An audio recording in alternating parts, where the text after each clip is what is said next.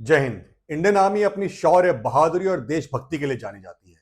जब जब देश को जरूरत पड़ी, देश के नागरिकों को जरूरत पड़ी, चाहे वो जंग का मैदान हो, चाहे नेचुरल डिजास्टर्स हो, या कोई और भी ऐसा मौका हो जब देश को भारतीय सेना की जरूरत पड़ी हो, सेना हमेशा तैयार रही है।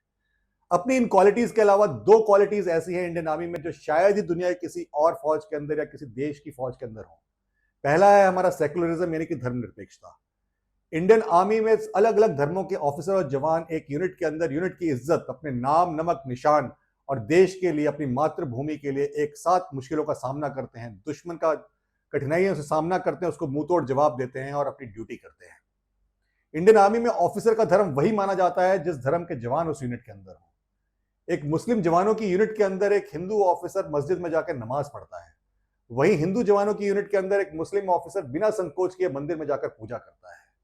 ऐसी नींव के ऊपर हमारी भारतीय सेना खड़ी है और इसीलिए भारतीय सेना को दुनिया की सर्वश्रेष्ठ सेनाओं में से one of the best आर्मीज in the world माना जाता है।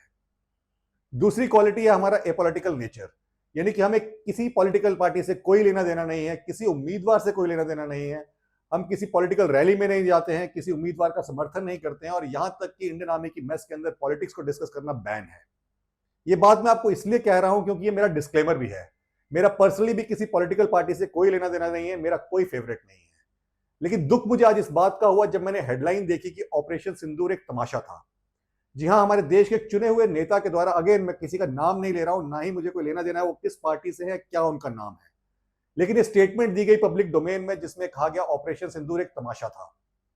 दुख इस बात का है क्योंकि इतने बड़े मैग्नीट्यूड के ऑपरेशन को प्लान करने के लिए, उसको एग्जीक्यूट करने के लिए हमारे हजारों लाखों ऑफिसर्स और जवानों ने कई कई रात, कई कई दिन बिना खाए पिए मेहनत की है ताकि देश की अखंडता, प्रभुता को बचाया जा सके और देश के दुश्मनों को करारा जवाब दिया जा सके। अगर ऑपरेशन सिंदूर तमाशा था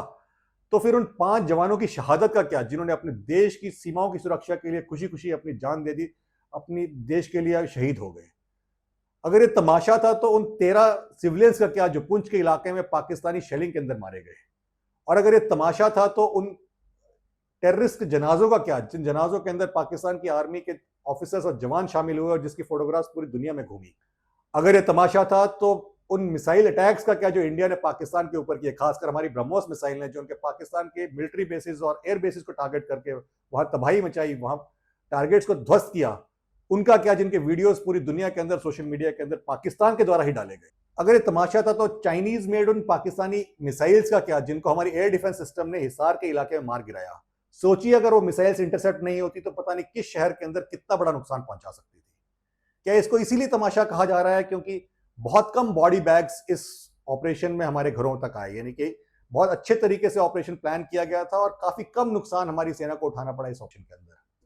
जब इतने बड़े मैग्नीट्यूड का ऑपरेशन प्लान होता है तो उस ऑपरेशन को प्लान करने के लिए कितनी मेहनत, कितनी बहादुरी और कितने साहस की जरूरत पड़ती है, इसका अंदाजा लगाना भी मुश्किल है।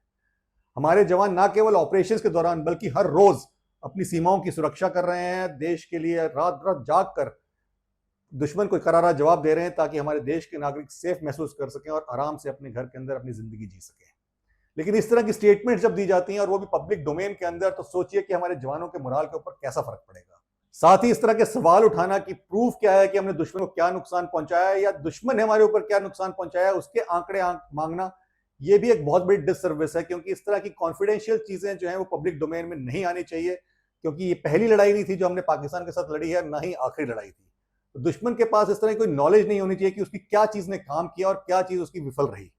और क्यों पहलगाम हमले के बाद से लेकर इस ऑपरेशन के बीच में इतना टाइम लगा। आप ये समझिए कि इतने बड़े ऑपरेशन को प्लान करने के लिए सिर्फ अपनी अटैक की स्ट्रेटेजी को प्लान नहीं किया जाता है, हमें यह भी देखना होता है कि दुश्मन उसका क्या जवाब दे सकता है और उस जवाब से बचने के लिए हमारे को अपनी डिफेंस को बड़ा पुख्ता करना पड़ता है। और सल्यूट है हमारी आर्मी, नेवी और एयरफोर्स को कि इतनी अच्छी और इतनी पुख्ता प्लानिंग उन्होंने की थी कि इतना बड़ा